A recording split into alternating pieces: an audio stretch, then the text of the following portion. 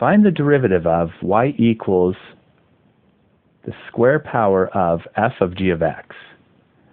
Then evaluate y prime of 5 where we have all that information. Y here is the square power of an unknown function f of an unknown function g of x. So we have a double composition here. We have g of x inside of f, which itself is inside the square function. Since we have a double composition, we will have a double chain rule derivative here. The derivative y prime, or dy dx, will start with the outermost function, and that's the square power. The derivative of that will follow the power rule, bring the 2 down, leave the inside alone, subtract 1 from the power, so it'll be a 1, multiply by the derivative of the inside. The next inner function is f.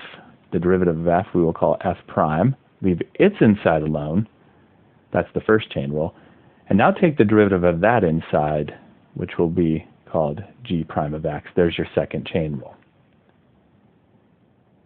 And that's our derivative y prime, or dy dx. The next thing to do is evaluate y prime of 5.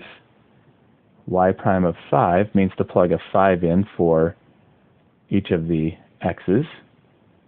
So 2 times the f of g of 5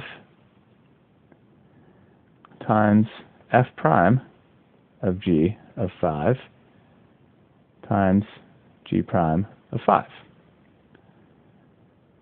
Y prime of 5 is then equal to 2 times f of, now let's look up g of 5. G of 5 is right here. It happens to be equal to a negative 4. So that means we will have f of negative 4 there. And then, likewise here, we will have f prime of negative 4.